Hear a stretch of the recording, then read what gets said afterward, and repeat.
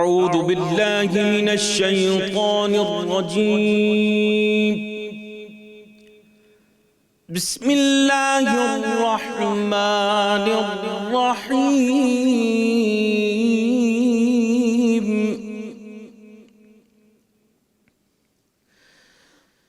وآتوا اليتامى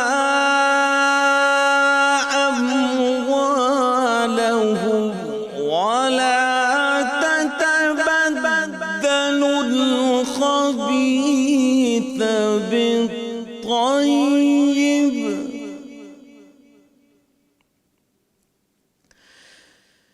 ولا تتبدلوا الخبيث بالطيب ولا تأكلوا أموالهم إلى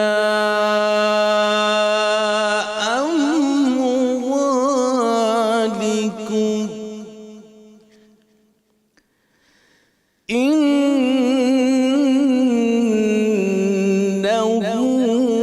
كان حوبا كبيرا. صدق الله العظيم.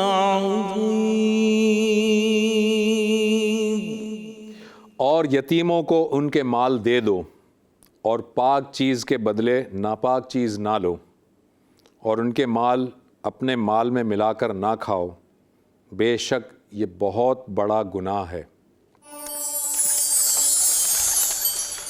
ناظرین، وقت ہوا ہے خلاصہ قرآن کا، اور خلاصہ قرآن آپ کے سامنے رکھتے ہیں مفتی زبیر احمد صاحب۔ آج دیکھتے ہیں کہ وہ قرآن کے کس حصے کی تلاوت اور ترجمہ آپ کے سامنے رکھتے ہیں۔ خلاصہ قرآن۔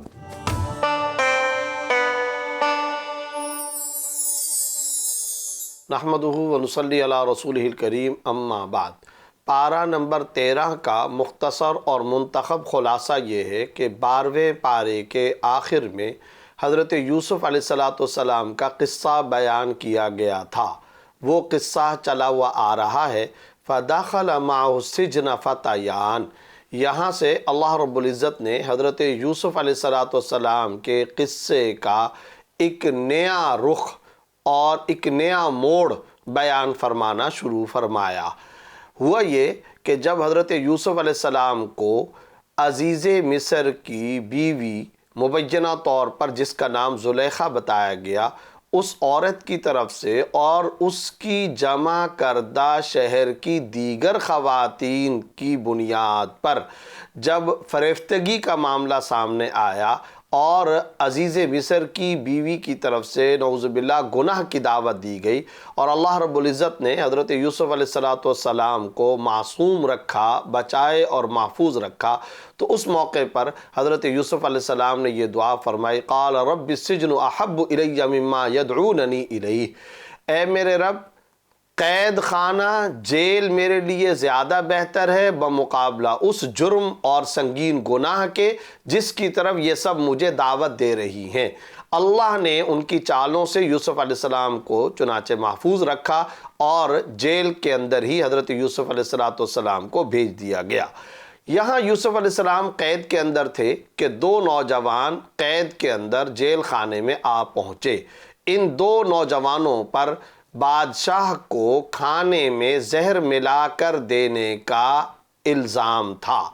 یہ دونوں نوجوان جب یہاں پہنچے تو انہوں نے حضرت یوسف علیہ السلام کو خواب اپنا بیان کیا، اور اپنا خواب بیان کر کے یہ کہا، ہم نے یہ خواب دیکھا ہے کہ ان میں سے ایک نے اپنا خواب یہ بتایا کہ میں بادشاہ کو انگور نچوڑ کر شراب پلا رہا ہوں، اور دوسرے نے یہ خواب دیکھا اور اپنا یہ خواب بیان کیا کہ میرے سر پر ایک ٹوکرا ہے اور وہ غذا کا، روٹیوں کا ٹوکرا ہے جسے پرندے آ کر کے نوچ نوچ کر کے کھا رہے ہیں۔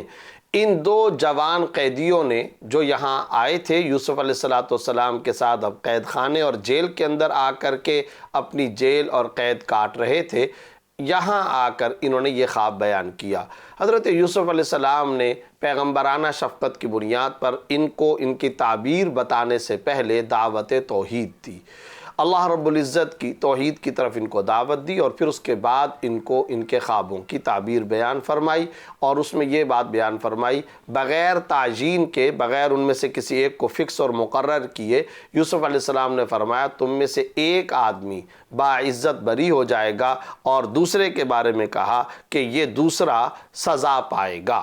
چنانچہ یہی ہوا۔ اسی تعبیر کے مطابق کچھ عرصے کے بعد جب وہاں مقدمے کی تحقیق چلتی رہی تو پتہ یہ چلا کہ یہ جو ساقی تھا یہ بے قصور ہے اور باورچی قصوروار تھا، یعنی اس عزیز مصر کا کوئی اور جو باورچی تھا اس نے کھانے کے اندر زہر ملا کر کے دینے کی سازش کی تھی، لیکن یہ جس نے خواب کے اندر دیکھا تھا کہ میں شراب نچوڑ کر کے بادشاہ کو دے رہا ہوں، یہ قصوروار نہیں ہے، بے قصور ہے۔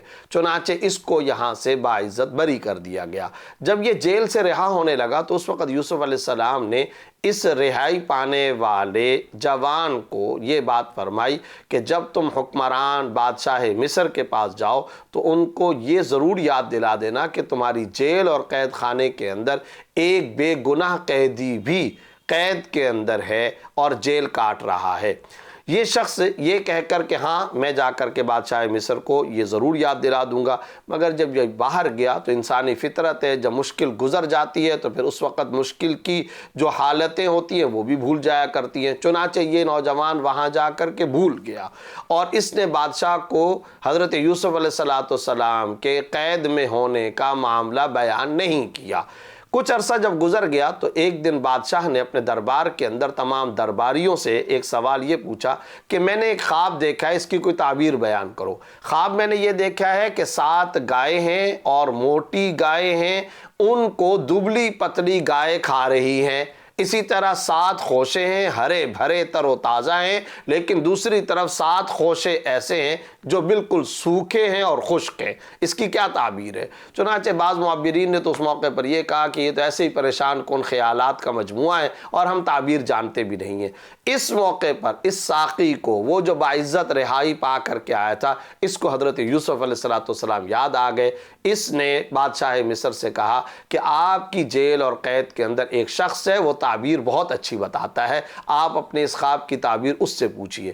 چنانچہ بادشاہ مصر کی طرف سے اس خواب کی تعبیر یوسف علیہ السلام سے پوچھی گئی۔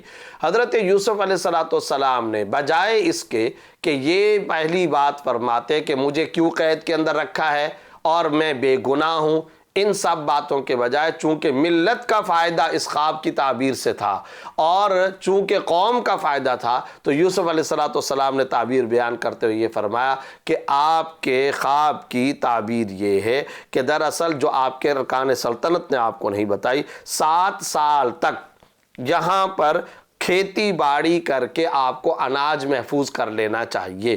پھر اس 7 سال کیوں؟ اس کی وجہ یہ کہ 7 سال قحط سالی ہوگی، اور قحط سالی کے دوران میں بارشیں نہیں ہوں گی، اور پھر اس کے بعد جب یہ قحط سالی کا زمانہ گزر جائے گا تو پھر تر و تازگی، بارشیں اور ہریالی چاروں طرف ہو جائے گی۔ بادشاہ اس تعبیر سے خوش ہوا۔ اس کے اندر تو ایک تو قحط والی خواب کی جو تعبیر وہ بیان کی، اور ساتھ ہی ساتھ الٹرنیٹ اور متبادل بھی بتا دیا کہ اس کا علاج کیا ہے۔ اس کا علاج یہ بتایا کہ تم کو یہ کام کرنا چاہیے کہ باقاعدہ اناج کو محفوظ کر لینا چاہیے، اس کی پوری اسکیم اور اس کا پورا طریقہ کار بیان کیا۔ بادشاہ کو خواب کی یہ تعبیر بہت پسند آئی، چنانچہ بادشاہ نے کہا جس نے بھی یہ تعبیر بیان کی ہے وہ کوئی معمولی شخص نہیں ہے، وہ عظیم انسان ہے، اس کو رہا کیا جائے۔ اب یوسف علیہ السلام کو رہائی کی خوشخبری دی گئی۔ اب یہاں جا کر کے حضرت یوسف علیہ السلام نے یہ سوچا مجھ پر جو الزام لگایا گیا تھا عزیز مصر کی بیوی کی طرف سے، پہلے میں اس کو کلیئر کروں، پہلے میں اس کو واضح اور صاف کروا لوں۔ چنانچہ حضرت یوسف علیہ السلام نے پیغام بھیجا کہ بادشاہ سے کہیے وہ جو عورتوں نے اپنی انگلیاں کاٹ لی تھیں اس واقعے کا کیا بنا۔ چنانچہ جب حضرت یوسف علیہ السلام نے یہ بات فرمائی تو بادشاہ نے ان عورتوں کو بلا کر تحقیق کی، تو اس وقت ان تمام خواتین اور عورتوں نے کہا کہ اس میں یوسف علیہ السلام کا کوئی قصور نہیں تھا۔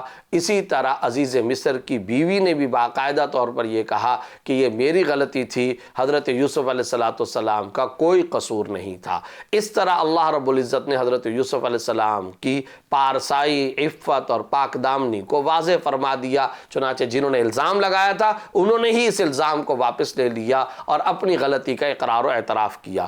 جب حضرت یوسف علیہ السلام کو یہ بات پتہ چلی تو اب 13ویں سپارے کے آغاز کے اندر اللہ کا جہاں شکر ادا کیا وہاں پر یہ فرمایا وما ابرئ نفسی ان النفس لامارۃ بالسوء، میں اپنے نفس کو بری قرار نہیں دیتا، ہمیشہ انسان کا نفس برائی کا حکم دیتا ہے، الا ما رحم ربی، مگر وہ کہ جن پر اللہ رحم فرما دے، وہ کہ جن پر اللہ تعالی رحم فرما دے، یعنی اشارہ اس بات کی طرف تھا کہ میں معصوم ہوں، مجھ پر اللہ رب العزت نے رحمت کا معاملہ فرمایا تھا اور میں اس تہمت سے، اس الزام سے مکمل طور پر محفوظ اور بچا ہوا ہوں اور یہ اللہ رب العزت کا مجھ پہ رحم و کرم ہے۔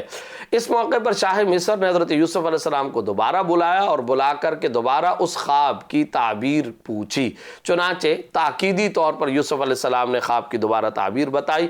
اب اس بادشاہ مصر نے کہا کہ اس کا حل کیا ہے، اس اناج کے محفوظ کرنے کا اور اس پوری اسکیم کا اب طریقہ کار کیا ہوگا۔ چنانچہ یوسف علیہ السلام نے فرمایا اجعلنی علی خزائن الارض انی حفیظ علیم، آپ مجھے وزیر خزانہ بنا دیجئے، میں حفاظت کرنے والا بھی ہوں، کرپشن نہیں کرتا، ساتھ ہی ساتھ علیم، میں تمام حساب و کتاب یعنی کیلکولیشن اور میتھمیٹک کا علم بھی جانتا ہوں۔ یہاں یوسف علیہ السلام نے اپنی یہی دونوں باتیں ذکر فرمائی کہ ایک تو میں کرپشن نہیں کرتا، حفاظت والا ہوں، اور ساتھ ہی ساتھ یہ بات فرمائی کہ میں میتھمیٹک کا مکمل طور پر علم بھی رکھتا ہوں۔ یہی عہدہ دیے جانے کے بنیادی دو اوصاف ہیں۔ چنانچہ شاہ مصر نے تمام اختیارات حضرت یوسف علیہ السلام کو دے دیے اور ساتھ ہی ساتھ اسلام بھی قبول کر لیا۔ یہاں ایک بات ضرور خاص طور پر یہ ذہن میں رکھنا چاہیے کہ حضرت یوسف علیہ السلام نے یہ عہدہ کیوں طلب فرمایا۔ جب انسان کو پتہ ہو کہ اس جگہ پر کوئی غلط آدمی آ کر عہدے دار بن سکتا ہے اور اس سے قوم کو، انسانیت کو، امت کو، ملت کو نقصان ہوگا، تو انسان ایسے مقام پر عہدہ طلب کر سکتا ہے تاکہ کسی غلط شخص کے ہاتھ میں یہ عہدہ نہ آئے۔ ورنہ یوسف علیہ السلام تو پیغمبر ہے، پیغمبر سے بڑا عہدہ اور منصب دنیا میں کوئی اور ہو ہی نہیں سکتا، وہ سب سے زیادہ بلند و بالا عہدہ اور منصب ہوتا ہے۔ اس کے بعد اللہ رب العزت نے یہ بات ارشاد فرمائی کہ وَجَاءَ إِخْوَةُ يُوسُفَ دَخَلُوا عَلَيْهِ، یہاں ہوا یہ کہ حضرت یوسف علیہ السلام نے اب وہ جو خواب کی تعبیر بیان فرمائی تھی اس کے مطابق اسکیم پر عمل شروع کر دیا۔ چنانچہ اب لوگوں کو غلہ کتنا دیا جائے گا، کس طریقے سے دیا جائے گا، اس کی باقاعدہ اسکیم کا بندوبست اور انتظام فرمایا کہ ہر فرد کو یا ہر خانوادے کو، ہر فیملی کو اس طریقے سے مقررہ مقدار کے اندر غلہ دیا جائے گا۔ اب چنانچہ مملکت کے تمام باشندے اور وہاں کے تمام لوگ غلہ لینے کے لیے آیا کرتے تھے، تو حضرت یوسف علیہ السلام کے وہ برادران بھی غلہ لینے کے لیے اور خوراک اور غذا اور گندم دانے لینے کے لیے یہاں پہنچ گئے۔ جب وہ یہاں پر آئے، چونکہ قحط کا زمانہ تھا تو وہ لینے کے لیے آئے اور خاص مقدار میں ان کو غلہ دینا طے کیا گیا تھا۔ اب جب یوسف علیہ السلام کے بھائی آئے تو حضرت یوسف علیہ السلام نے ان سے پوچھا کہ تمہیں کتنا غلہ کس طرح سے چاہیے، تم کل کتنے بھائی ہو۔ اس موقع پر وہ حضرت یوسف علیہ السلام کے اس حقیقی بھائی جس کا نام بنیامین تھا وہ اس کو لے کر نہیں آئے تھے۔ حضرت یوسف علیہ السلام نے اس موقع پر تو ان کو غلہ دے دیا، خوراک اور غذا دے دی، مگر ساتھ ہی ساتھ یہ فرمایا کہ اب جب تم دوبارہ آؤ گے تو اس بھائی یعنی بنیامین کو بھی ساتھ لے کر کے آنا۔ ساتھ ہی حضرت یوسف علیہ السلام نے حسن سلوک کا مظاہرہ کرتے ہوئے ان کے غلے کی خوراک، ساز و سامان کے اندر جو پیسے وہ لے کر کے آئے تھے وہ پیسے بھی چھپا کر کے اندر رکھ دیے۔ چنانچہ جب یہ برادران یوسف اپنے والد حضرت یعقوب علیہ السلام کے پاس اپنی خوراک اور گندم لے کر کے گئے تو وہاں سامان کھولا تو دیکھا سامان بھی مل گیا اور پیسے بھی مل گئے۔ انہوں نے بڑی تعریف کی اپنے والد کے سامنے کہ بادشاہ مصر یہاں حضرت یوسف کے بارے میں فرمایا کہ وہ دیکھو کتنا احسان کرنے والا ہے، ہمیں گندم اور خوراک بھی دے دی اور پیسے بھی واپس کر دیے۔ لیکن ساتھ ہی ساتھ اپنے والد سے کہا دوبارہ اگر ہم غلہ لینے کے لیے جائیں گے تو پھر حضرت یوسف علیہ السلام نے یہ کہا تھا کہ اپنے بھائی کو لے کر کے آؤ، چنانچہ اب ہم اپنے بھائی کو لے کر کے جائیں گے۔ حضرت یعقوب علیہ السلام تو پہلے ہی جھٹکا کھائے ہوئے تھے، اس موقع پر انہوں نے بڑا عہد و پیمان لیا اور پیمان لے کر کے فرمایا کہ اب میں اس شرط کے ساتھ تمہیں اس کو جانے کی اجازت دوں گا کہ تم باقاعدہ اس کا خیال رکھو گے اور اس کی حفاظت کرو گے۔ اس عہد و پیمان کے بعد حضرت یوسف علیہ السلام کے برادران اب دوبارہ غلہ لینے کے لیے حضرت یوسف علیہ السلام کے پاس آئے، اور جب یہ آئے تو بنیامین جو حضرت یوسف علیہ السلام کے حقیقی بھائی تھے ان کو بھی ساتھ لے کر کے آئے۔ جب یہاں حضرت یوسف علیہ السلام کے پاس پہنچے تو حضرت یوسف علیہ السلام نے اپنے سگے بھائی بنیامین کو دیکھا تو خاموشی سے انہیں الگ کیا، اور خاموشی سے انہیں الگ کر کے ان کے ساتھ خاص حسن سلوک کا، محبت کا اور شفقت کا معاملہ فرمایا، اور ساتھ ہی ساتھ اب تک ان برادران کی طرف سے جو بدسلوکی کی گئی تھی ان پر اپنے بھائی بنیامین کو یہ مشورہ دیا کہ تم رنجیدہ دل نہ ہو، تنگ دل نہ ہو۔ یہاں حضرت یوسف علیہ السلام نے باقاعدہ طور پر نہ صرف یہ کہ اپنے بھائی بنیامین کو تسلی دی بلکہ ایک اور کام بھی فرمایا، اور وہ یہ کیا کہ حضرت یوسف علیہ السلام یہ چاہتے تھے کہ یہ جو بنیامین ہے یہ میرے پاس ہی رہ جائیں، لیکن رہنے کے لیے ترکیب کیا اختیار کی؟ ترکیب یہ اختیار کی کہ جب ان کو غلہ، خوراک اور گندم مکمل تیار کر کے ان کے پیکٹوں میں اور بوریوں کے اندر ان کو دے دیا تو اب وہ جو گندم اور خوراک کے ناپ تول کا پیمانہ تھا، یعنی ایک طرح کا مخصوص ترازو، اس ترازو کو بنیامین کے سامان اور بیگ کے اندر رکھ دیا، اور بعد میں یوسف علیہ السلام کے وہ افراد کہ جو وہاں انتظامی سٹاف کے عملے کے افراد تھے ان میں سے کسی نے کہا بھائی ہمارا وہ جو ناپ تول کا پیمانہ تھا وہ تو گم ہو گیا، وہ کسی نے چوری کر لیا۔ کس نے چوری کیا؟ چنانچہ کہا گیا کہ سامان کی تلاشی لو۔ اب جب سامان کی تلاشی لی گئی تو برادران یوسف یعنی حضرت یوسف علیہ السلام کے جو باقی بھائی تھے ان کے سامان کی تلاشی لی گئی، پہلے ان کی تلاشی لی گئی مگر وہاں سے سامان کے اندر سے پیمانہ نہیں نکلا۔ حضرت یوسف علیہ السلام کے بھائی بنیامین جو سگے بھائی تھے جب ان کے سامان کی تلاشی لی گئی تو وہاں سے وہ پیمانہ برآمد ہوا۔ اب اس زمانے کی شریعت کا قانون یہ تھا جس کے سامان سے کوئی چوری شدہ مال برآمد ہو جائے تو اسی شخص کو اس کے پاس رہنے دیا جاتا تھا، اور اس شخص کو اس چوری شدہ سامان کے بدلے میں وہیں پر ہی قید کر لیا جاتا یا گرفتار کر لیا جاتا یا وہیں رہنے پر رکھنے پر مجبور کر دیا جاتا تھا۔ یہ اس شریعت کا قانون تھا، مسئلہ تھا، فتویٰ تھا۔ چنانچہ اسی قانون اور ضابطے کے مطابق اب یہ فیصلہ ہوا کہ بنیامین کو حضرت یوسف علیہ السلام کے پاس رکھا جائے گا۔ اب یہ سارے کے سارے بھائی پریشان ہو گئے۔ فلما خلصوا به نجیہ، انہوں نے ایک طرف ہو کر کے مشورہ کیا کہ اب ہم کیا کریں۔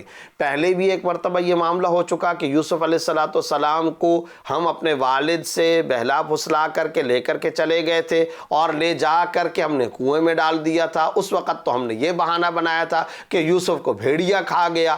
اب بنیامین جن سے بہت زیادہ محبت کرتے ہیں والد، اب وہ بھی ہمارے ساتھ واپس نہیں جائیں گے تو والد تو بہت زیادہ پریشان ہوں گے۔ حتیٰ کہ ان کا جو بڑا بھائی یہودا تھا وہ باقاعدہ طور پر یہ کہنے لگا کہ میں تو واپس نہیں جاؤں گا، میں والد کو کیا منہ دکھا سکوں گا، پہلے ایک غم والد کو دیا اب ہم دوسرا غم دیں گے، بنیامین بھی ساتھ نہیں ہوگا اور والد تو یقین بھی نہیں کریں گے۔ چنانچہ یہ بڑے پریشان ہو کر کے حضرت یعقوب علیہ السلام کے پاس گئے۔ اس طرح بنیامین اس ترکیب کے نتیجے میں یوسف علیہ السلام ہی کے پاس رہے۔ جب یہ چلے گئے تو انہوں نے جا کر اپنے والد حضرت یعقوب کو قصہ سنایا تو حضرت یعقوب علیہ السلام نے جو پہلے بات کہی تھی وہی بات یہاں پر کہی، فَصَبْرٌ جَمِيلٌ عَسَى اللَّهُ يَأْتِيَنِي بِهِمْ جَمِيعًا۔ تم جب یہ بات بیان کر رہے ہو کہ بنیامین اس طریقے سے سامان کے چوری کے الزام کے اندر وہیں رکھ دیے گئے، وہیں رہ گئے، وہیں چھوڑ دیے گئے، تو بس میں اس پر اللہ تعالیٰ کے ہاں صبر ہی کرتا ہوں، صبر جمیل اختیار کرتا ہوں۔ اللہ رب العزت عن قریب ان سب کو میرے پاس لے کر کے آئے گا۔ یہ بات حضرت یعقوب علیہ السلام نے فرمائی۔ اب 2 مرتبہ برادران یوسف حضرت یوسف کے پاس آ چکے۔ اب تیسری مرتبہ جب یہ غلہ اور خوراک اور گندم لینے کے لیے آئے تو آ کر کے انہوں نے یوسف علیہ السلام سے کہا کہ ہم پر بڑی مصیبت آئی ہے، پیسے ہمارے پاس بہت کم ہیں، خوراک کی بڑی قلت ہے، آپ ایسا کریں کہ ہم سے پیسے تو بہت کم ہیں ہمارے پاس، مگر غلہ پورا دے دیں، خوراک ہمیں پورا دے دیں۔ اب یوسف علیہ السلام نے ان سے یہ بات فرمائی کہ اچھا ٹھیک ہے، یہ بتاؤ تم نے یوسف کے ساتھ کیا کیا تھا؟ اب یہ برادران یوسف حیران ہو گئے، اس واقعے کو 40 سال گزر چکے تھے، تو یہ سوچنے لگے کہ یہ جو ہم سے سوال کر رہے ہیں کہ تم نے یوسف کے ساتھ کیا سلوک کیا تھا، انہیں کیسے پتہ چلا؟ اب یہ دیکھ کر کے کہنے لگے کہ کیا آپ یوسف تو نہیں ہیں؟ حضرت یوسف علیہ السلام نے اب حقیقت حال کو کھول دیا اور فرمایا کہ ہاں میں یوسف ہوں۔ یہ کہا، پھر اس کے بعد ساری حقیقت کو کھول دینے کے بعد اب یہ سارے ڈرنے لگے، مگر یوسف علیہ السلام نے فرمایا لا تثریب علیکم اليوم، آج کے دن تم پر کوئی مواخذہ نہیں، میں تمہیں معاف کرنے کا فیصلہ اور اعلان کرتا ہوں۔ اس کے بعد اپنی قمیص دی اور کہا کہ وہ جو یعقوب علیہ السلام والد جو رو رو کر کے اپنی تقریباً بینائی کو ختم کر چکے، میری یہ قمیص جا کر ان کو دے دیں، اس کی مہک سے، اس کی خوشبو سے اللہ اپنے فضل و کرم سے ان کو ان کی بینائی واپس لوٹا دے گا۔ چنانچہ اب یہی ہوا، یہ سارے کے سارے اپنے والد حضرت یعقوب علیہ السلام کے پاس گئے، ان کو قمیص دی، حضرت یعقوب علیہ السلام کو بتایا کہ ہمارا بھائی یوسف تو اس وقت مصر کا حکمران بن چکا ہے اور وہ باقاعدہ حکمرانی کے منصب عالی پر فائز ہو چکا ہے۔ حضرت یعقوب علیہ السلام بہت زیادہ خوش ہوئے، شکر ادا کیا، اور اب حضرت یعقوب علیہ السلام بھی اور سارے کے سارے برادران بھی یہاں واپس آئے۔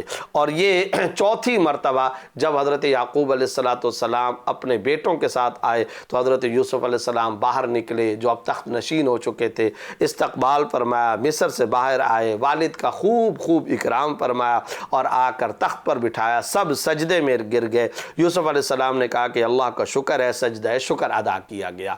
سورہ رعد، اللہ رب العزت نے اس سورت کے اندر کائنات کے اندر پھیلی ہوئی اپنی نشانیوں کو بیان فرمایا ہے، اور خاص طور پر گرج چمک کو عربی زبان کے اندر رعد کہتے ہیں۔ چونکہ اس سورت کے اندر گرج چمک اور بادلوں کی گرج اور بارش کا تذکرہ تھا، اس مناسبت سے اس سورت کو سورہ رعد کہا گیا۔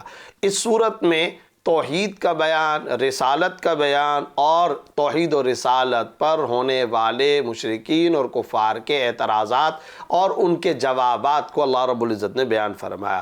الف لام میم را تلک آیات الکتاب والذی انزل الیک من ربک الحق، یہاں پہلے تلک آیات الکتاب، یہ کتاب، اس سے مراد قرآن کریم، اور پھر اس کے بعد فرمایا والذی انزل الیک من ربک الحق، اور جو کچھ نازل کیا گیا آپ کے رب کی طرف سے وہ حق ہے۔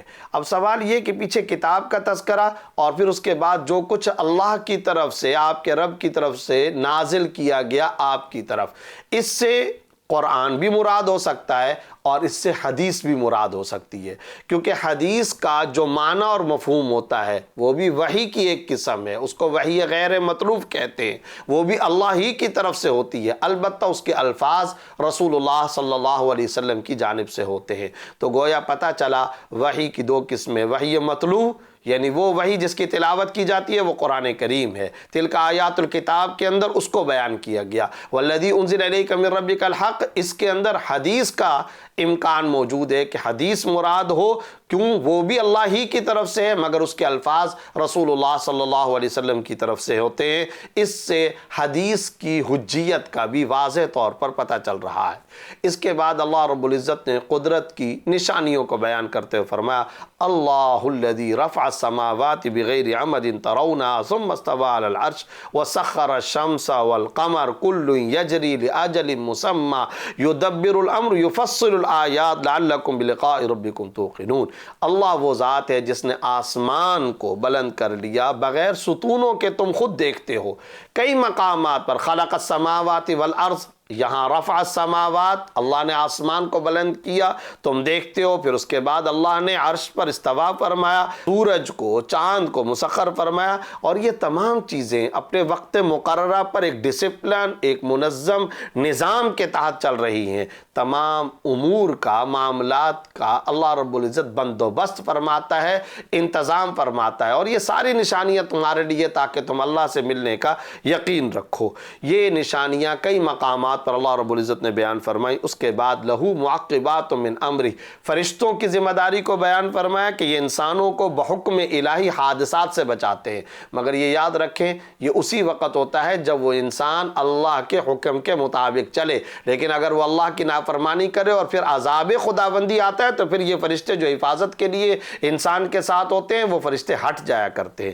پھر اس کے بعد اللہ رب العزت نے والذین یوفون بعہد اللہ ولا ینقضون المیثاق، مومنین کی صفات بیان کی. ٹوٹل یہاں اللہ رب العزت نے 7 صفات بیان کی، بلکہ 8 صفات بیان کی کہنا چاہیے، اور بڑی خوبصورت صفات ہیں. اللہ رب العزت ہم سب کو یہ صفات عطا فرمائے. نمبر 1، اللہ سے کیے ہوئے عہد کو پورا کرتے ہیں، رشتے ناطے جوڑتے ہیں. نمبر 3، اللہ رب العزت کا خوف رکھتے ہیں، خشیت خداوندی رکھتے ہیں، ڈرتے ہیں. نمبر 4، حساب کے برے انجام سے ڈرتے ہیں. نمبر 5، صبر سے کام لیا کرتے ہیں، صبر ان کی عادت ہوتی ہے. نمبر 6، نماز قائم کرتے ہیں اور خدا کے دیے ہوئے رزق سے خرچ کیا کرتے ہیں. اور آخر میں یہ کہ یہ بد سلوکی کا جواب ہمیشہ حسن سلوک کے ساتھ دیا کرتے ہیں. سورت کے اختتام کے اندر خاتم الانبیاء صلی اللہ علیہ وسلم کی تسلی کا انتظام فرمایا وَيَقُولُ الَّذِينَ كَفَرُوا لَسْتَ مُرْسَلًا قُلْ كَفَى بِاللَّهِ شَهِيدًا. کیا یہ کہتے ہیں کہ آپ رسول نہیں ہیں، آپ اللہ کی طرف سے پیغمبر بنا کر کے بھیجے نہیں گئے؟ اس پر اللہ رب العزت فرما رہے ہیں کفا باللہ شہیدہ، اللہ گواہی دیتا ہے اور اللہ کی گواہی سب سے زیادہ کافی ہے. اسی طرح اہل علم گواہی دیتے ہیں کہ آپ برحق پیغمبر سچے رسول ہیں. اس پارے کے اختتام کے اندر سورہ ابراہیم شروع ہو رہی ہے. الف لام را کتاب انزلناہ الیک لتخرج الناس من الظلمات الی النور، کہ اللہ نے یہ کتاب نازل کی تاکہ آپ لوگوں کو تاریکی اور ظلمت اور اندھیرے سے نکال کر روشنی اور نور کی طرف منتقل کر دیں. یہاں اللہ رب العزت نے آگے چل کر وما ارسلنا من رسول اللہ بلسان قومی، ان لوگوں کا کفار و مشرکین کا ایک اعتراض یہ تھا کہ قرآن عربی زبان کے اندر کیوں نازل ہوا، کسی اور زبان میں ہوتا تو ہم اس کو معجزہ سمجھ لیتے. اللہ رب العزت نے یہاں جواب عطا فرمایا کہ جس قوم کے اندر بھی اللہ نے پیغمبر اور رسول کو بھیجا، اللہ نے اسی قوم کی زبان کے اندر کلام اور اس پیغمبر کو بھیجا تاکہ کمیونیکیشن آسان ہو، اللہ کے پیغام کو پہنچایا جا سکے. تو یہاں پر یہ قریش عرب جانتے تھے، عربی زبان جانتے تھے، تو عربی ہی کے اندر قرآن کریم کو اللہ رب العزت نے نازل فرمایا. اس کے بعد اللہ رب العزت نے الم ترى کیف ضرب اللہ مثلا کلمۃ طیبہ، کلمہ طیبہ کی اور کلمہ خبیثہ کی مثال دی. جو پاکیزہ کلمہ ہوتا ہے اس کی مثال کھجور کے درخت کی ہے کہ کھجور کا درخت بلند ہوتا ہے، اس کی جڑیں مضبوط ہوتی ہیں، شاخیں آسمان پر پہنچی ہوئی لہلہا رہی ہوتی ہیں. اسی طرح جو تقوی والا نیکی کا کلمہ ہوتا ہے وہ اسی طرح بلندی پر جایا کرتا ہے، اور جو خبیث کلمہ ہوتا ہے وہ کڑوا ہوتا ہے اور اوپر سے اس کو ہاتھ مار دو تو وہ ختم ہو جایا کرتا ہے، اس کی کوئی حقیقت نہیں ہوتی، رائے گا اور ضائع چلا جاتا ہے. پھر اس پارے کے اختتام کے اندر وَإِذْ قَالَ ابراہیم، اللہ رب العزت نے حضرت ابراہیم علیہ السلام کی اس دعا کا تذکرہ فرمایا رب اجعل هذا البلد آمنا وجنبنی وبنی ان نعبد الاصنام، اے اللہ اس شہر کو، مکہ کو امن کا گہوارہ بنا دے اور میری آل اولاد کو بت پرستی سے بچا، امن عطا فرما، رزق وافر عطا فرما. اللہ نے دعائے ابراہیمی کو قبول فرمایا، چنانچہ مکہ مکرمہ سے بت پرستی بھی ختم ہوئی اور ہر وقت کے پھل اور رزق وافر بھی اللہ رب العزت نے اس شہر کو عطا فرما رکھا ہے.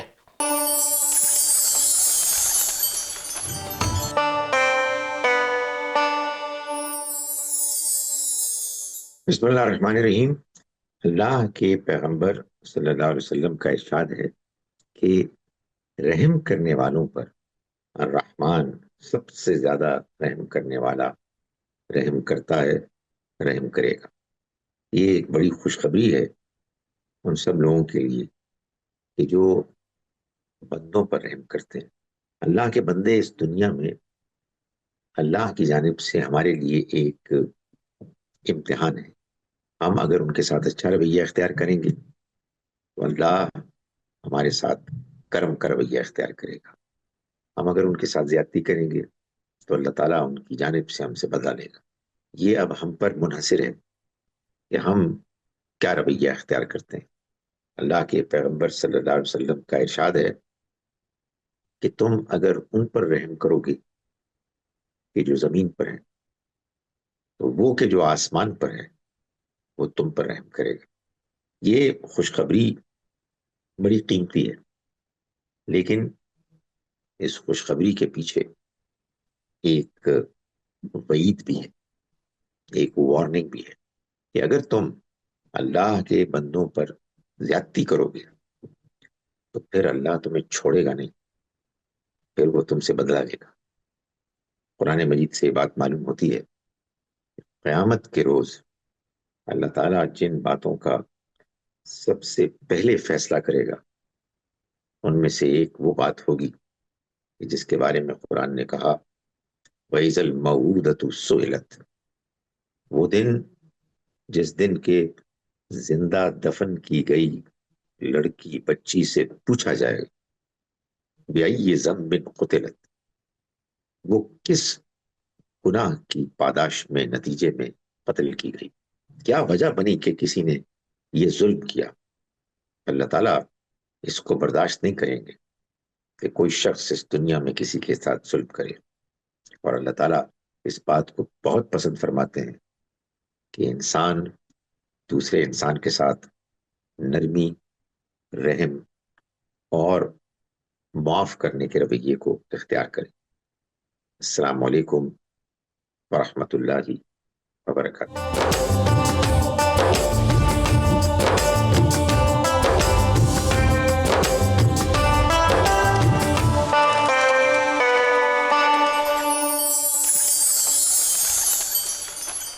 جی ناظرین، اگلے سیگمنٹ کا وقت ہوا چاہتا ہے۔ اگلا ہمارا سیگمنٹ ہے جو ڈاکٹر ریحان احمد صاحب آپ کے لیے لاتے ہیں، اور اس کا عنوان ہے قرآن اور دنیا۔ تو دیکھتے ہیں ڈاکٹر ریحان احمد صاحب آج قرآن اور دنیا میں ہمارے سامنے کیا چیزیں شیئر کریں گے۔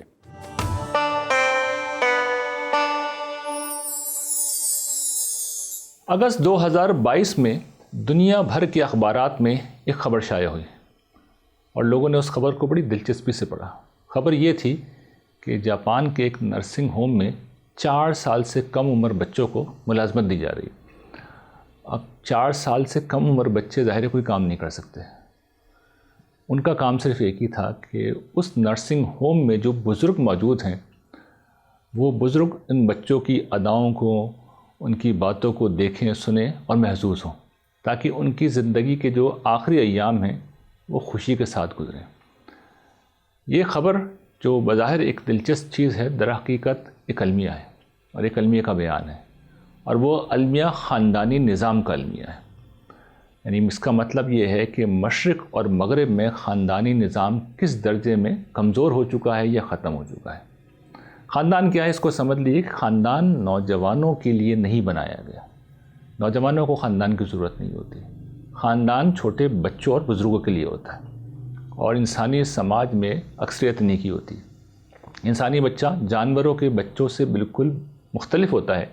جانور کے یہاں اگر جب بچہ پیدا ہوتا ہے تو وہ بعض اوقات، تو ہم نے دیکھا ہے نیشنل جغرافک وغیرہ کے ڈاکیومنٹریز میں، اسی وقت کھڑا ہو جاتا ہے۔ بعض اوقات وہ 2-4 دن میں، بعض اوقات سال 2 سال، بس اس سے زیادہ نہیں۔ کچھ ایگزیمشن اس سے بھی ہوں گی لیکن اس سے زیادہ عام طور پہ نہیں ہوتا۔ اور بزرگوں کو ساتھ رکھنے کا تو کوئی تصور ہی نہیں ہے۔ جو جانور بھی انڈیپینڈنٹ ہو جاتا ہے، بڑا ہو جاتا ہے، وہ پھر تنہا مرتا ہے۔ ہم اپنے بزرگوں کو ایسے نہیں چھوڑتے، اپنے کندھوں پہ انہیں آخری وقت تک ساتھ رکھتے ہیں اور پھر آخر میں ان کی آرام گاہ تک پہنچا کے آتے ہیں۔ تو یہ ہمارا دستور ہے، یہ ہمارا طریقہ ہے، یہ خاندانی نظام ہے۔ یہ خاندانی نظام کس طرح قائم ہوتا ہے؟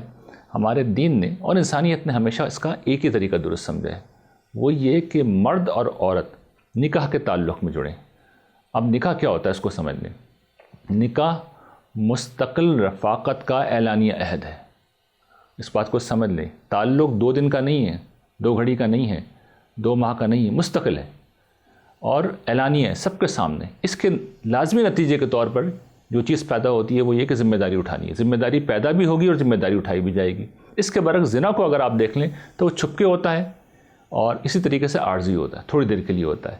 تو اول تو اس میں ذمہ داری پیدا ہی نہیں ہوتی، اور ذمہ داری پیدا بھی ہو جائے تو پھر اٹھائی نہیں جاتی، اس لیے کہ تھوڑی دیر میں الگ ہو جاتے ہیں، چلے جاتے ہیں لوگ۔ تو یہ وہ چیز ہے جو خاندان کو جنم لینے ہی نہیں دیتی، اس کے پورے معاملے کو خراب کر دیتی ہے۔ تو ہمارے دین نے اسی وجہ سے زنا کو اس کی ہر شکل میں حرام قرار دیا ہے۔ قرآن مجید نے اس بات کو واضح کیا ہے کہ شادی سے پہلے بھی اور شادی کے بعد بھی یہ تعلق ناجائز ہے۔ یہ بات میں نے خاص طور پہ اس لیے بیان کی ہے کہ بہت سے مذاہب میں شادی سے پہلے اس تعلق کو ناجائز نہیں سمجھا جاتا، ہمارے مذہب نے شادی سے پہلے بھی کیا۔ اس کی وجہ یہ ہے کہ جو زنا ہے یہ ایک مغناطیس کی طرح کام کرتا ہے، جو اس کے دائرے میں ایک دفعہ آ جائے یہ چھوڑتا نہیں ہے۔ تو شادی سے پہلے بھی یہ حرام ہے، اور شادی کے بعد تو بالبداہت یہ ہے ہی بے وفائی، یہ خاندان کی اور اس خاتون یا اس مرد کی حق تلفی ہے، اس لیے ہر دو شکل میں یہ جائز نہیں ہے۔ بلکہ اس درجے میں قرآن مجید آگے گیا ہے کہ ولا تقربوا الزنا انہ کان فاحشہ وساء سبیلا، اس کے قریب بھی مت جاؤ، یہ بدترین راستہ ہے، بے حیائی کی چیز ہے۔ تو اس میں وہ ساری چیزیں شامل ہیں جو ہماری نگاہ سے، زبان سے، عمل سے ہمیں زنا کے قریب لے کے جانے والی ہوں۔ تو اگر ہم خدا کے فرما بردار ہیں تو ہمیں اس رویے سے بچنا ہوگا، اور اس کا فائدہ یہ ہوگا کہ خاندانی نظام مضبوط اور مستحکم رہے گا۔ وآخر دعوانا ان الحمد للہ رب العالمین۔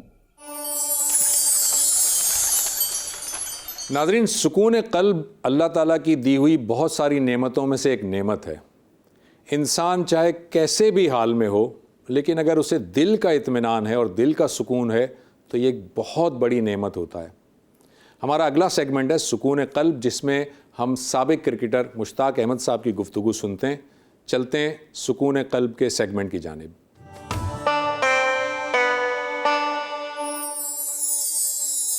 بسم اللہ الرحمن الرحیم، نحمدہ و نصلی علی رسولہ الکریم، اما بعد، اعوذ باللہ من الشیطان الرجیم، بسم اللہ الرحمن الرحیم۔ اللہ کا لاکھ لاکھ شکر ہے، رمضان مبارک کے مہینے میں آپ نے اکثر دیکھا ہوگا ہماری بہنیں، ہمارے بھائی کوشش کرتے ہیں کہ حیا والی زندگی گزاریں، ایسی چیزوں سے بچیں جس سے اللہ ناراض ہوتا ہے۔ مجھے ایک قصہ یاد آ گیا، ہم ایک جگہ آئی تھنک ویسٹ انڈیز تھا ملک، اللہ کم بیشی معاف فرمائے، ویسٹ انڈیز میں تھے، ہم سارے کھڑے ہوئے تھے۔ وہاں ایک ESPN کی جو ایک ڈائریکٹر تھی سپورٹس کی، وہ لڑکی آئی اور ایک کرکٹر کو اس نے لے کے جانا تھا انٹرویو کے لیے۔ اینڈ آپ لوگوں کو سب کو پتہ ہے کہ ویسٹرن جو لوگ ہوتے ہیں، وہ خواتین ہوں چاہے وہ مرد ہوں، وہ آپس میں ہاتھ ملاتے ہیں۔ تو ہاتھ ملانے کے لیے اس لڑکی نے اس ہمارے مسلمان کھلاڑی کے سامنے ایسے ہاتھ کیا، ایسے ہاتھ کیا۔ تو اس لڑکے نے آگے سے، اس کھلاڑی نے، اس کی زندگی بدل گئی ہوئی تھی، اللہ کا شکر ہے وہ نمازی تھا، ہمیں بھی بتاتا رہتا ہے چیزیں۔ تو اللہ کی مہربانی سے اس نے ہاتھ نہیں ملایا۔ جب حیا والی بات آتی نا، مسلمان کی یہ بات بتا رہا ہوں آپ کو، تو اس مسلمان کرکٹر نے اس لڑکی سے ہاتھ نہیں ملایا، ہاتھ پیچھے کھینچ کے کہتا ہے آئی ایم سوری، اللہ کا حکم ہے، نبی کا طریقہ ہے کہ ہم کوشش کرتے ہیں نامحرم کے ساتھ ہاتھ نہ ملائیں یا ان کو ٹچ نہ کریں۔ And I am a married man, میں شادی شدہ ہوں، and this hand only for my wife, تو یہ مسلمان ہیں، ہم ایسے کرتے ہیں۔ تو یہ کہہ کے خاموش ہو گیا۔ آپ یقین کریں 10-15 سیکنڈ کا نا خاموشی ہوئی۔ تو میں نے یہ سوچا، جتنے بھی لڑکے تھے ان سے بھی میں نے بعد میں پوچھا، وہ کہہ رہے کہ میں نے یہ سوچا، پتہ کیا سوچا، کہ now she is gonna get very aggressive. تو یہ جو ویسٹرن لڑکی ہے اس نے کہنا ہے کہ دیکھا اسلام از ویری ایروگنٹ ریلیجن، کہ تم لڑکیوں، میں نے تمہیں ہاتھ ملانے کی کوشش کی، تم نے ہاتھ ہی نہیں ملایا، how disrespecting you are to me, کتنے تم ڈس رسپیکٹ کر رہے ہو میری۔ میں نے کہا یہ بولے گی آگے سے۔ 15 سیکنڈ کے بعد وہ پتہ کیا بولی، 15 سیکنڈ کے بعد وہ یہ بولی، thank you very much, first time مجھے آج عورت ہونے کے اوپر آج عزت ملی ہے، فرسٹ ٹائم آج کسی جینوئن آدمی سے، مرد سے مل رہی ہوں۔ کیوں؟ کہ ہر وہی بندہ مجھے ٹچ کرنے کی کوشش کرنے لگتا ہے، مگر تم کیسے ہو کہ تمہاری وائف پاکستان میں بیٹھی ہے اور تم اپنی وائف سے اتنی محبت کرتے ہو کہ تم دوسروں کو ہاتھ بھی نہیں لگاتے۔ آئی ول ٹیل مائی پیرنٹس، میں اپنے ماں باپ کو بتاؤں گی کہ آج ایک مسلمان سے ملاقات ہوئی جو جینوئنلی ایک اچھا آدمی ہے، جس نے میرے اخلاق سے مجھے اتنی عزت دی۔ یہ کئی دفعہ ہم لوگ کہتے ہیں کہ لوکی کی کہیں گے، کتنے لکھے ہے، کنے کیا ہے؟ اخلاق، اللہ کے حکم، نبی کے طریقوں میں، اللہ کی قسم قیامت تک کامیابی ہے۔ جس بندے کو یہ ڈرنا نہ ہوگا کہ لوکی کی کہیں گے، اللہ اس کی محبت پوری کائنات میں ڈال دیتا ہے۔ یہ ہمارے کھلاڑی نے یہ عمل کیا، اللہ کی مہربانی سے اللہ نے اس کے سامنے اس عورت کے منہ سے یہ نکالا کہ واٹ اے بیوٹیفل مذہب، کیا خوبصورت مذہب ہے تم لوگوں کا، اتنی عزت دیتے ہو اپنی عورتوں کو۔ تو اس لیے میرے پیارو، کئی دفعہ ہم جیسے کمزور لوگ ہوتے ہیں، یہ جو ہمارا موبائل ہے اس میں کئی چیزیں ایسی ہوتی ہیں کہ ہم دیکھ رہے ہوتے ہیں، کئی دفعہ اللہ مجھے معاف کرے یہ بات نہیں کرنی چاہیے، اللہ ماشاء اللہ معاف کرے، کئی دفعہ ہم دیکھتے ہیں کہ کوئی مجھے دیکھ تو نہیں رہا، کوئی لوگ تو نہیں دیکھ رہے، میرے گھر والے تو نہیں دیکھ رہے، میرے بچے، میری بیوی، میرے خاندان، میرے ماں باپ تو نہیں دیکھ رہا، اور ایسی چیزیں دیکھتے ہیں چھپ کے، اللہ معاف کرے، اللہ ماشاء اللہ، جو نہیں دیکھنی چاہیے۔ ہم یہ نہیں دیکھتے کہ اللہ بھی تو دیکھ رہا ہے۔ جیسے وہ اس بچی نے کہا تھا اپنی ماں کو، جب اس ماں نے کہا تھا نا، عمر بن خطاب رضی اللہ تعالیٰ عنہ سن رہے تھے، تو اس بچی کو ماں کہہ رہی ہے بیٹا دودھ میں پانی ملا دو، کون سا عمر دیکھ رہا ہے؟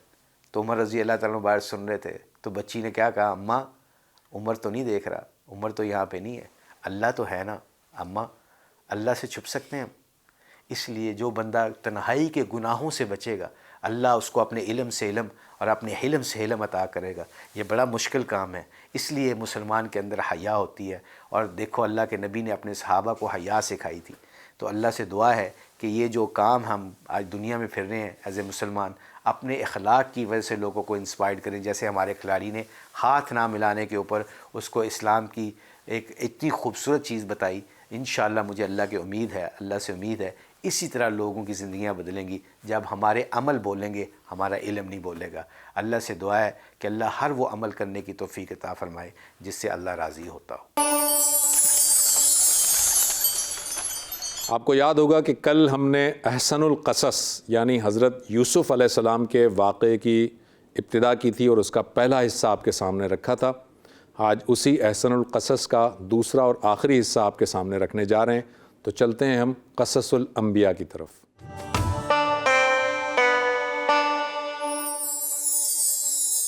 جی ناظرین، ہم قصص الانبیاء کے سیگمنٹ میں آپ کو خوش آمدید کہتے ہیں۔ کل ہم نے حضرت یوسف علیہ السلام کے قصص سے متعلق پہلا حصہ پیش کیا تھا۔ آج حضرت یوسف علیہ السلام کے اسی احسن القصص کا دوسرا اور آخری حصہ آپ کے سامنے رکھنے جا رہے ہیں۔ کل میں نے گفتگو یہاں پر مکمل کی تھی کہ حضرت یوسف علیہ السلام جیل میں تھے، قید میں تھے، اور قیدی ان کے جو ساتھی تھے ان سے بڑے متاثر تھے، اور ان قیدیوں میں سے 2 قیدی ایسے تھے جنہوں نے ایک خواب دیکھا تھا۔ وہ خواب کون سا تھا؟ ایک قیدی نے خواب دیکھا کہ میں انگور نچوڑ رہا ہوں اور اس سے جو ہے وہ اس سے جوس اس کا جو ہے انگور کا یا اس کا جو رس ہے یا اس کا جو شربت ہے وہ نکال رہا ہوں، یعنی انگور کا پانی کشید کر رہا ہوں اور بادشاہ کو پلا رہا ہوں۔ اور دوسرے شخص نے یہ خواب دیکھا کہ میں جو ہے وہ روٹیوں کا ایک ٹوکرا جو ہے وہ میرے سر پر رکھا ہوا ہے، اور روٹیوں کا ٹوکرا لے کر جب میں جا رہا ہوں تو پرندے جو ہے وہ اوپر سے روٹیوں کے ٹکڑوں میں سے چن رہے ہیں اور وہ روٹی کھا رہے ہیں۔ یہ دونوں افراد حضرت یوسف علیہ السلام کے پاس پہنچے اور انہوں نے کہا کہ حضرت ہمیں اس خواب کی تعبیر بتائیے گا۔ حضرت یوسف علیہ السلام چونکہ اللہ کے پیغمبر تھے تو سب سے پہلے انہوں نے اللہ کی توحید ان کے سامنے رکھی، ان سے کہا کہ ایک اللہ وحدہ لا شریک کی عبادت کرو، اور اب میں تمہیں جو ہے وہ تمہارے خوابوں کی تعبیر بتا رہا ہوں۔ جو شخص جو ہے جس نے کہ انگور سے شراب کشیدنے کا خواب دیکھا تھا اور بادشاہ کے دربار میں آیا تھا، اسے حضرت یوسف علیہ السلام نے کہا کہ ان قریب تمہیں جیل سے رہائی مل جائے گی اور تم بادشاہ کے دربار میں ملازمت پاؤ گے، اور بادشاہ کو ہمیشہ تم جو ہے وہ سرو کیا کرو گے، ان کو جام پلایا کرو گے۔ اور دوسرے شخص سے کہا کہ تمہیں ان قریب جو ہے وہ سولی پر لٹکا دیا جائے گا، یعنی تمہیں پھانسی دے دی جائے گی اور تمہاری لاش کو جو ہے وہ لٹکتا ہوا چھوڑ دیا جائے گا۔ تو یہ جو 2 خواب تھے، اس میں ظاہر ہے کہ جو دوسرا شخص تھا وہ تو پریشان ہوا، لیکن جو پہلا شخص تھا جو بڑا خوش تھا کہ اسے رہائی مل جائے گی، اسے حضرت یوسف علیہ السلام نے کہا کہ جب تمہیں رہائی ملے تو اپنے بادشاہ کے پاس جا کر میرا ذکر کر دینا۔ ناظرین یاد رکھیے گا کہ مصر کا جو بادشاہ تھا وہ کوئی اور شخص تھا، اور عزیز مصر جو وزیر مملکت تھا جس نے جیل میں ڈالا تھا وہ ایک اور شخص تھا، اور عزیز مملکت سے اوپر جو ہے وہ بادشاہ تھا، بادشاہ پورے کے پورے ملک کا بادشاہ تھا۔ تو حضرت یوسف علیہ السلام نے اس شخص سے کہا کہ جب تم بادشاہ کے دربار میں جاؤ تو میرا ذکر کرنا۔ خیر ایسا ہی ہوا، اس شخص کو صلیب دے دی گئی، پھانسی دے دی گئی، اور اس شخص کو رہائی مل گئی، اور رہائی ملنے کے بعد اسے بادشاہ کے دربار میں خاص ایک پوزیشن مل گئی، اور بادشاہ کا بالکل کلوز یہ ملازم بن گیا، بادشاہ کے لیے ہمیشہ چیزیں سرو کرتا تھا، خاص کر کے جام بادشاہ کے لیے بنایا کرتا تھا۔ لیکن قرآن یہ بتاتا ہے کہ حضرت یوسف علیہ السلام نے جو اسے کہا تھا کہ جب تم بادشاہ کے پاس جاؤ تو میرا ذکر کرنا، وہ ذکر کرنا بھول گیا، اور اس کی بھول جانے کی وجہ سے کئی سال تک حضرت یوسف علیہ السلام جیل میں ہی رہے۔ پھر اچانک یہ ہوا کہ اس مصر کے بادشاہ نے ایک خواب دیکھا، مصر کے بادشاہ نے، اور اس نے خواب دیکھا کہ 7 دبلی پتلی گائے ہیں، وہ 7 موٹی گایوں کو کھا رہی ہیں، اور 7 خوشے ہیں جو خشک ہیں، اور 7 خوشے ہیں گندم کے جو کہ سبز ہیں. یعنی 7 دبلی گائے موٹی گایوں کو کھا رہی ہیں، اور 7 خشک سبزے گندم کے خوشے، اور 7 جو ہے وہ سرسبز خوشے جو ہے وہ اس نے خواب میں دیکھا. اور اس نے صبح اپنے درباریوں کو بلایا اور کہا کہ میں نے یہ خواب دیکھا ہے. بادشاہ نے کہا کہ اس خواب کی مجھے تعبیر بتاؤ. جتنے درباری وہاں بیٹھے تھے کوئی بھی اس کے خواب کی تعبیر نہیں بتا سکا. جب بادشاہ نے بار بار اصرار کیا کہ مجھے خواب کی تعبیر معلوم کرنی ہے، تو وہ جو جام لے کر آیا ملازم، اسے ایک دم سے یاد آیا کہ خواب کی تعبیر تو جیل میں فلاں شخص نے میرے لیے بتائی تھی اور بالکل سچ بتائی تھی. تو اسے فوراً حضرت یوسف علیہ السلام یاد آ گئے. اس شخص نے کہا کہ بادشاہ سلامت، اگر آپ مجھے اجازت دیں تو میں جیل میں جاؤں اور آپ کے خواب کی تعبیر لے آؤں گا. بادشاہ نے اسے اجازت دی اور وہ جیل میں گیا اور حضرت یوسف علیہ السلام سے خواب کی تعبیر پوچھی. حضرت یوسف علیہ السلام نے کسی شکوے کا اظہار نہیں کیا، کوئی شکایت نہیں کی، اور خواب کی تعبیر یہ بتائی کہ 7 سال بہت زیادہ فراوانی کے ساتھ غلہ پیدا ہوگا، بہت غلہ پیدا ہوگا، ہر طرف کھیت ہی کھیت کے اندر اور ہر طرف اناج ہی پیدا ہوگا. لیکن اگلے جو 7 سال آئیں گے اس میں انتہائی بری طرح سے خشک سالی ہوگی اور اناج کا ایک دانہ بھی پیدا نہیں ہوگا. یہ ہے اس خواب کی تعبیر. چنانچہ وہ غلام جو ہے وہ فوراً بادشاہ کے پاس پہنچا، اس نے یہ تعبیر بتائی. بادشاہ کو یہ تعبیر سن کر بے حد خوشی ہوئی اور اس نے کہا کہ جس نے یہ تعبیر بتائی ہے اسے میرے پاس لے آؤ. تو چنانچہ غلام دوبارہ گیا حضرت یوسف علیہ السلام کے پاس کہ آپ کو بادشاہ نے طلب کیا ہے. حضرت یوسف علیہ السلام نے فرمایا کہ میں اس وقت تک جیل سے باہر نہیں آؤں گا جب تک بادشاہ میری بے گناہی کا اعلان نہ کر دے، کیونکہ میں بے گناہ ہوں اور مجھ پر یہ الزام لگایا گیا ہے، لہٰذا میں چاہتا ہوں کہ پہلے مجھے اس الزام سے بری کیا جائے پھر میں باہر آؤں گا. چنانچہ بادشاہ کو جب یہ بات معلوم ہوئی تو بادشاہ نے اس پورے واقعے کی تحقیق کی. عزیز مصر کو بھی بلایا گیا، زلیخا کو بھی بلایا گیا، اور سب سے تحقیق کر کے پتہ چلا کہ حضرت یوسف علیہ السلام بے گناہ ہیں. اور بادشاہ نے سرکاری طور پر اس بات کا اعلان کیا کہ آپ بے گناہ ہیں، اور اس کے بعد آپ کو بڑے عزت اور بڑے احترام سے بادشاہ سلامت کے دربار میں لایا گیا جیل میں سے نکال کر. جب آپ بادشاہ سلامت کے دربار میں پہنچے تو بادشاہ نے جو ہے وہ بہت زیادہ وہ متاثر تھا آپ سے، اور بادشاہ نے آپ سے کہا کہ اب ایسی صورتحال میں آپ کیا تجویز کرتے ہیں کہ ہمیں کیا کرنا چاہیے. چنانچہ حضرت یوسف علیہ السلام نے فرمایا کہ اے بادشاہ، آپ کی یہ جو 7 سال آئیں گے جس میں فراوانی کے ساتھ غلہ پیدا ہوگا، اور اس کے اگلے 7 سال جس میں کہ خشک سالی ہوگی، اس کے اندر پہلے جو 7 سال ہیں اس میں جو غلہ پیدا ہوگا یا جو اناج پیدا ہوگا اسے پریزرو کرنے کی ضرورت ہے، اس کو اسٹاک کرنے کی ضرورت ہے، اس کی ذخیرہ کرنے کی ضرورت ہے تاکہ اگلے 7 سال ہم اس کا استعمال کر سکیں. بادشاہ کو یہ بات سمجھ تو آ گئی، لیکن اس نے کہا کہ یہ کیسے کیا جائے گا. تو حضرت یوسف علیہ السلام نے یہ تجویز دی کہ اگر آپ مجھے اس بات کا اختیار دے دیں اور مجھے اس کا پورا اتھورائز کر دیں پرسن، تو میں یہ ساری چیزیں مینیج کر لوں گا. چنانچہ بادشاہ نے حضرت یوسف علیہ السلام کو اس سلطنت کے سارے اختیارات دے دیے. یوں سمجھ لیجئے کہ سمبولیکلی وہ بادشاہ صرف مصر کا بادشاہ تھا، یعنی علامتی طور پر مصر کا بادشاہ وہ شخص تھا، لیکن پریکٹیکلی اس پورے مصر کے حکمران حضرت یوسف علیہ السلام بن گئے. ناظرین دیکھیں کتنی اللہ تعالیٰ کی حکمت دیکھیے آپ کہ جو بھائی جو ہے انہوں نے 10 بھائیوں نے حسد کے لیے اپنے اس بھائی کو کنویں میں دھکیل دیا تھا اور وہ غلام بنا کر بیچ دیے گئے تھے. آج وہ مصر کے ایک طرح سے حکمران بن چکے تھے. چنانچہ ایسا ہوا کہ وہ 7 سال جو گزرے جس میں فراوانی تھی اس میں آپ غلہ اسٹاک کرتے رہے. بڑی تفصیل ہے کہ کیسے کرتے رہے، لیکن چونکہ وقت کم ہے تو بس میں صرف اتنا بتا رہا ہوں کہ غلہ اسٹاک کرتے رہے، اور جب اگلے 7 سال آئے قحط کے تو اس میں وہ غلہ استعمال ہوتا رہا. اب یہ یاد رکھیے کہ یہ جو اگلے 7 سال آئے تھے قحط سالی کے، یہ اتنی بڑی قحط سالی تھی کہ خالی مصر ہی نہیں بلکہ فلسطین کے علاقے میں بھی قحط پڑ گیا. اب فلسطین کا علاقہ کون سا تھا؟ فلسطین کا علاقہ وہ تھا جہاں پر حضرت یوسف کے والد حضرت یعقوب اور ان کے 11 بھائی رہتے تھے. جب فلسطین میں بھی قحط سالی ہوئی تو حضرت یعقوب علیہ السلام نے اپنے بیٹوں سے کہا کہ میں نے سنا ہے کہ مصر کا ایک بادشاہ ہے، اس کے پاس غلے کی بڑی فراوانی ہے اور وہ بڑا سخی ہے، تو تم سارے بھائی جاؤ مصر میں جا کر اور ان سے غلہ لے کر آؤ۔ اب دیکھیں بڑی انٹرسٹنگ صورتحال ہے۔ حضرت یعقوب علیہ السلام اپنے بیٹوں کو کہتے ہیں کہ مصر جاؤ اور وہاں کے بادشاہ سے غلہ لے کر آؤ۔ اب یہ 10 بھائی، 11واں بھائی جو بن یامین ہے وہ حضرت یعقوب کے پاس ہی رہتے ہیں، اور 10 بھائی جو ہے وہ جاتے ہیں اور فلسطین سے مصر کی جانب جاتے ہیں۔ جب مصر میں پہنچتے ہیں تو حکمران حضرت یوسف علیہ السلام ہیں، ان کو حضرت یوسف علیہ السلام دیکھتے ہیں کہ یہ اجنبی 10 بھائی آئے ہیں، تو آپ ان سے جب گفتگو کرتے ہیں تو گفتگو میں اندازہ ہو جاتا ہے کہ یہ یہاں کے نہیں ہیں بلکہ یہ فلسطین سے آئے ہیں، اور ذرا سا غور کرتے ہیں تو حضرت یوسف علیہ السلام اپنے ان 10 بھائیوں کو پہچان لیتے ہیں۔ لیکن یہ جو 10 بھائی ہیں یہ حضرت یوسف کو اس لیے نہیں پہچان پاتے کہ جب انہوں نے کنویں میں دھکیلا تھا تو اس وقت حضرت یوسف علیہ السلام کی عمر 7 سال تھی، لیکن آج وہ بھری جوانی کے ساتھ موجود تھے۔ ناظرین، حضرت یوسف علیہ السلام تو اپنے بھائیوں کو پہچان گئے، مگر وہ 10 بھائی ان کو نہیں پہچان سکے۔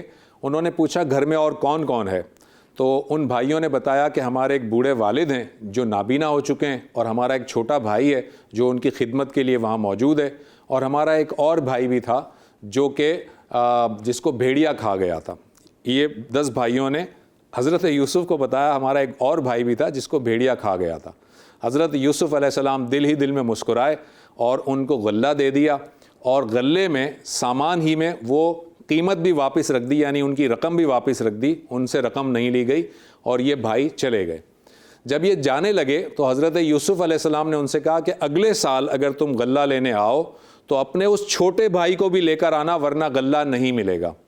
یعنی چھوٹے بھائی کا مطلب حضرت یوسف علیہ السلام اپنے اس سگے بھائی بن یامین کو بلانا چاہ رہے تھے، اور کہا کہ اگر اسے نہیں لاؤ گے تو غلہ نہیں ملے گا۔ چنانچہ یہ 10 کے 10 بھائی جاتے ہیں اپنے والد کے سامنے، یہ غلہ جب کھولتے ہیں تو دیکھتے ہیں غلہ بھی پورا ہے اور اس میں رقم بھی موجود ہے۔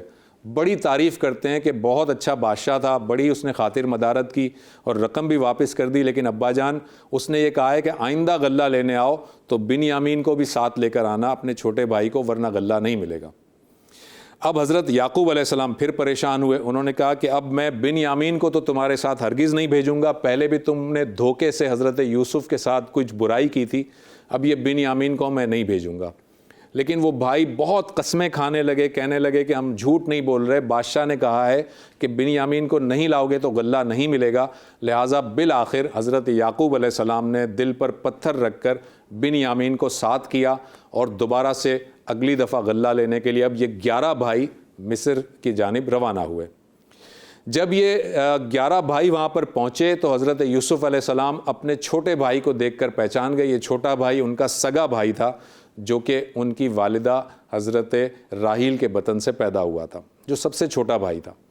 حضرت یوسف علیہ السلام نے ایک تدبیر یہ کی کہ یہ 11 بھائی تھے، آپ نے 2 بھائیوں کو الگ بٹھایا، 2 کو کہا ادھر بیٹھ جاؤ، 2 کو کہا ادھر بیٹھ جاؤ۔ جب یہ 2 کو بٹھایا تو بن یامین اکیلے رہ گئے، تو بن یامین کو کہا کہ تم ایسا کرو میرے ساتھ آ کر بیٹھ جاؤ، یعنی اپنے بھائی کو اپنے ساتھ بٹھا لیا، اور پھر اسی طرح سے کمروں میں ان کو مہمان خانے میں رکھا گیا، تو 2 بھائیوں کے لیے کمرے میں رکھا گیا، اور جو بن یامین تھے ان کو اپنے ساتھ رکھا، اور بن یامین کو رازداری کے ساتھ بتا دیا کہ میں تمہارا بچھڑا ہوا بھائی یوسف ہوں، لیکن تم اپنے بھائیوں سے ذکر مت کرنا۔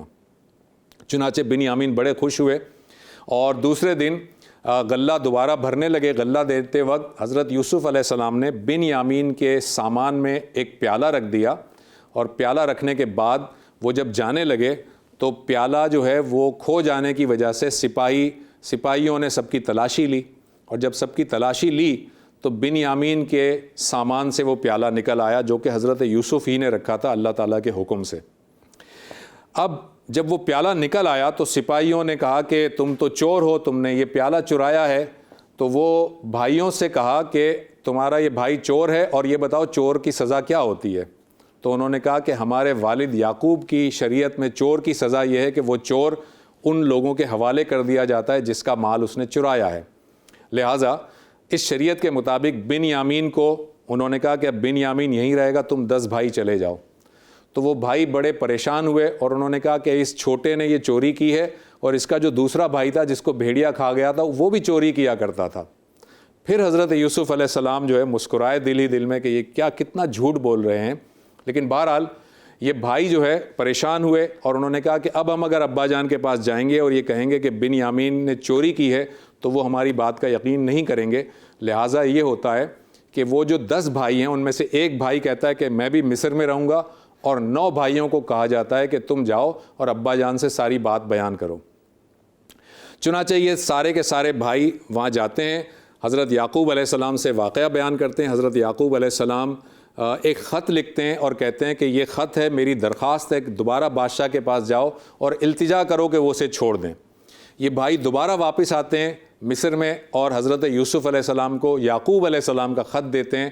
حضرت یوسف علیہ السلام اپنے والد کا خط پڑھتے ہیں اور رونے لگتے ہیں، اور روتے روتے ایسی حال میں پہنچ جاتے ہیں کہ پھر وہ بتاتے ہیں کہ میں ہی تمہارا بھائی ہوں، میں یوسف ہوں۔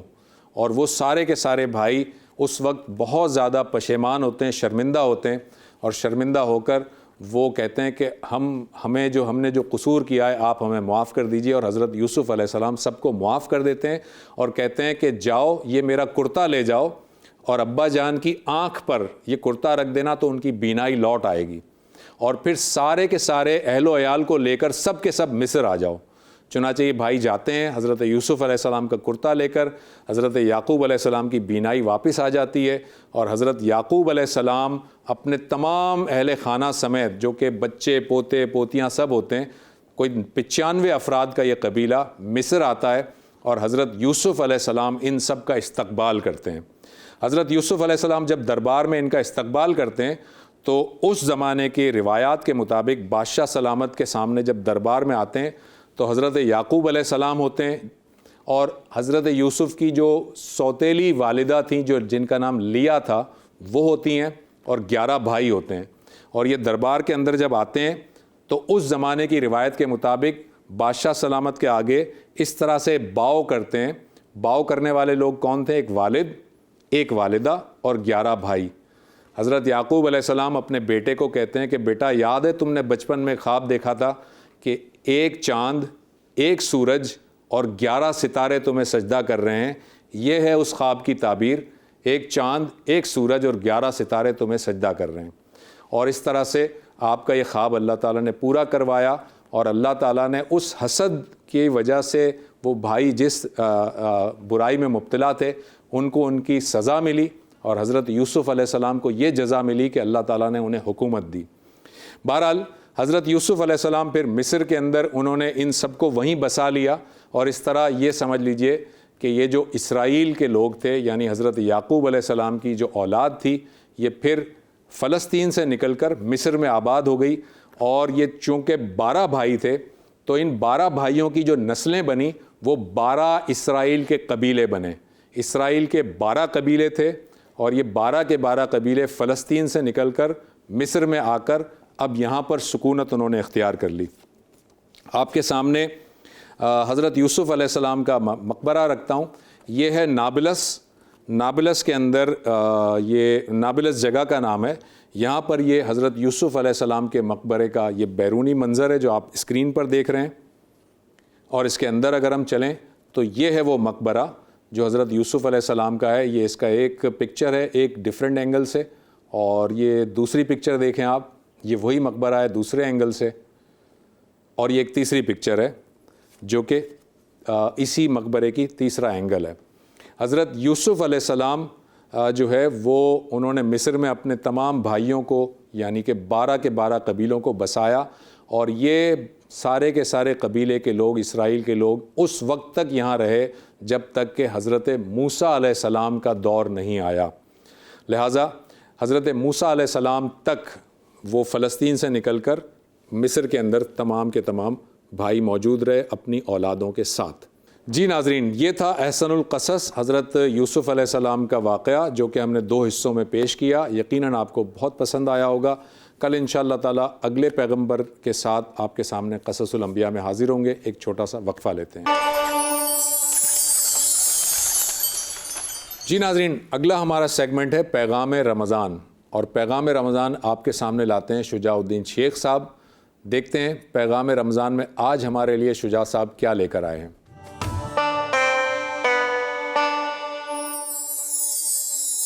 نحمدہ ونصلی علی رسولہ الکریم، اما بعد، بسم اللہ الرحمن الرحیم۔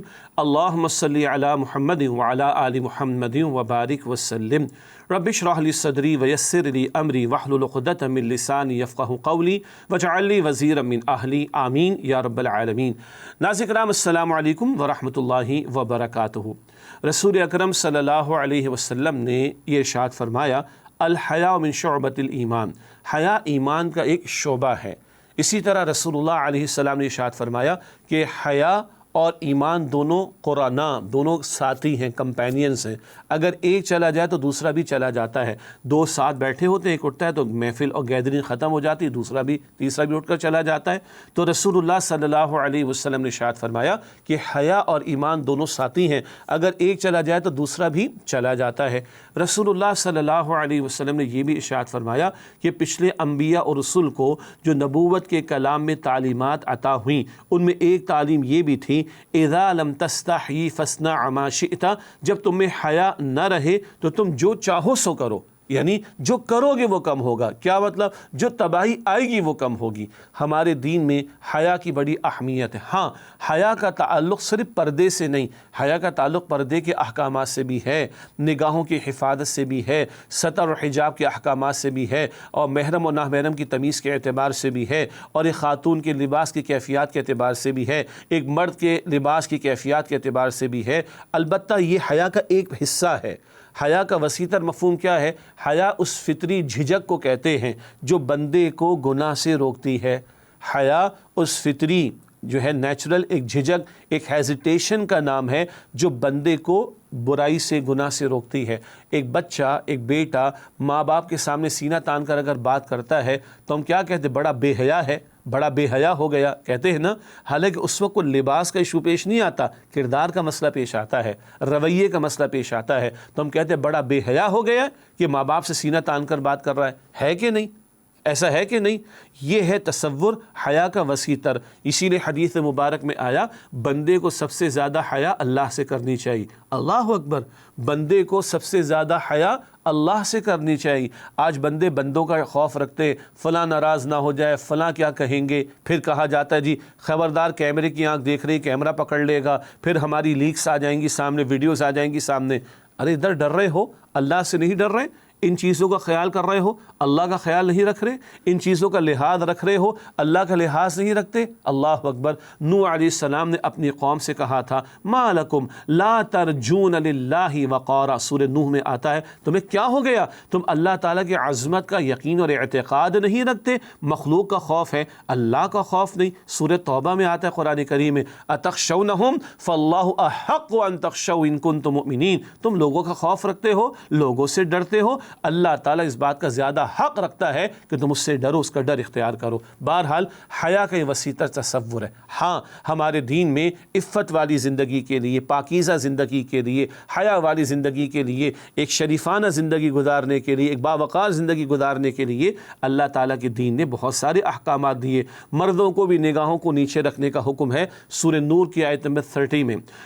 عورتوں کو بھی نگاہوں کو نیچے رکھنے کا حکم ہے، سورہ نور کی آیت نمبر 31 میں۔ تفصیل کا موقع نہیں، مطالعہ کیجئے، سورہ نور آیت نمبر 31، مردوں کو، عورتوں کو نگاہوں کی حفاظت کی تعلیم۔ سورہ نور آیت نمبر 31 میں عورت کے اس لباس کا تذکرہ ہے جو وہ گھر میں اختیار کرے محرم کے سامنے۔ بٹ نیچرل محرم اور نامحرم میں فرق ہوتا ہے نا، نامحرم سے تو نکاح ہو سکتا ہے، محرم سے نکاح نہیں ہو سکتا، تو فرق ہو جائے گا، ڈگری کا فرق ہو جائے گا، انٹینسٹی کا فرق ہو جائے گا۔ خاتون گھر میں رہے، مناسب حال لباس بھی پہننا چاہیے، چادر استعمال کرے، سر پہ ڈال لے، سینے پہ ڈال لے، کفایت کر جائے گی۔ بِخُمُرِهِنَّ یہ لفظ آئے ہیں کہاں؟ سورہ نور کی آیت 31 میں، 31 میں۔ خمار کہتے اوڑھنی کو، مناسب چادر ہو، بڑا دوپٹہ ہو، سر کو ڈھانپ لیے، سینے پہ ڈال لیے، گھر میں کفایت کر جائے گا۔ بیٹی والد کے سامنے ہو، بہن بھائی کے سامنے ہو، بیٹا ماں بیٹے کے ساتھ ہو، کفایت کر جائے گا۔ گھر سے باہر خاتون نے نکلنا ہو تو سورہ احزاب کی آیت نمبر 59 ہے، قرآن پاک بیان ہو رہا ہے، کھولیں قرآن پاک کو خدا را، سورہ احزاب کی آیت نمبر 59 ہے 59، جلابی بہن، جلباب واحد ہے، جلابیب اس کی جمع ہے، جلباب سنگولر ہے، جلابی پلورل ہے۔ جلباب کہتے ہیں بڑی چادر کو سارا جسم ڈھانپ لیا جائے، اور اکثر اہلین مفسرین کا خیال ہے کہ نامحرم کے سامنے چہرے کو بھی خاتون کو پوشیدہ رکھنے کی کوشش کرنی چاہیے، اس کا تقاضا کیا گیا دین میں۔ بہرحال تفصیل کا موقع نہیں، تو یہ پردے کے بارے میں احکامات۔ عورتوں کے لباس کا بھی ذکر ہے، مردوں کو بھی سطر ڈھانپنے کا حکم دیا گیا ہے، اس کے لیے شریعت نے تقاضے رکھے۔ تو لباس کے بارے میں رہنمائی، زنا کے راستوں کو بند کیا گیا ہے، اور تنہائی میں 2 نامحرم ہو، تیسرا شیطان ہوگا، یہ رسول اکرم علیہ السلام نے بیان فرمایا۔ بٹ نیچرل سمجھ میں آنے والی باتیں ہیں، یہ بری نگاہ، بد نگاہی، یہ شیطان کے زہر میں بجھے ہوئے تیروں میں سے ایک تیر ہے، اور یہاں سے آغاز ہوتا ہے، پھر شرمگاہ تک معاملہ جاتا ہے، پھر زنا کے راستے کھلتے ہیں، یہ رسول اکرم علیہ السلام نے بیان فرمایا۔ تو زنا کے راستوں پر پابندی لگائی گئی ہے، اور نکاح کو آسان کیا گیا ہے۔ نکاح کے آسان کرنے سے حاصل کیا ہے کہ ایک مرد اور ایک عورت کا جب نکاح ہو، فطری خواہش کی تکمیل بھی ہو، اولاد کا حصول بھی ہو، گھر گھر ہستی کے معاملات بھی چلتے رہیں۔ سیگریگیشن کی تعلیم دی گئی ہے، مردوں عورتوں کے دائرہ کار کو علیحدہ علیحدہ بیان کیا گیا ہے۔ یہ سارے احکامات، نگاہوں کی حفاظت، یہ پردے کے احکامات، یہ محرم نامحرم کی تمیز، یہ سیگریگیشن کا معاملہ، یہ سب کس لیے؟ حیا کی حفاظت کے لیے۔ پھر وہ پہلو کہ خوف خدا رکھنا دل میں، مرنے کے بعد اللہ کو جواب دینا ہے، تو گناہوں سے اپنے آپ کو بچاؤ، حیا ہونی چاہیے تمہارے اندر، اور جھجک جو فطرت میں رکھ دی گئی اس کا اظہار عمل سے ہونا چاہیے، اور بندہ گناہوں سے اپنے آپ کو بچائے۔ تو پردے کے معاملات، حیا کے معاملات، زنا کی روک تھام، نکاح کو آسان کرنا، سیگریگیشن آف سیکسز کا معاملہ، اسی طریقے پر اللہ کی خشیت کا معاملہ، اور پوری زندگی حیا کا رویہ اختیار کرنا، حقوق العباد بھی آ جائیں گے، حقوق اللہ بھی، یہ حیا کا تصور پوری زندگی پر پھیلا ہوا ہے۔ اللہ ہمیں با حیا زندگی گزارنے کی توفیق عطا فرمائے۔ حیا کی دعوت رحمان کی ہے، اور بے حیائی کی دعوت شیطان کی ہے۔ اللہ شیطان کے حملوں سے ہمیں بچائے، اور رحمان کے تقاضوں پر عمل کی توفیق عطا فرمائے۔ آمین یا رب العالمین۔ وآخر دعوانا ان الحمد للہ رب العالمین، والسلام علیکم ورحمۃ اللہ وبرکاتہ۔ جی ناظرین، آج ہماری اس 13ویں سحری کا اختتام ہونے جا رہا ہے۔ ہم نے آج احسن القصص کا دوسرا اور آخری پارٹ آپ کو سنایا۔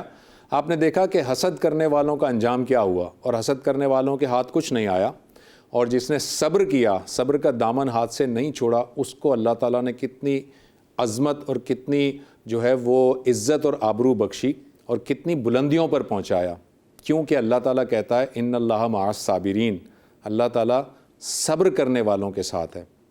کل انشاءاللہ تعالیٰ اگلی سحری میں آپ سے ملاقات ہوگی۔ کل تک کے لیے ڈاکٹر زبیر احمد کو اجازت دیجیے۔ اللہ حافظ۔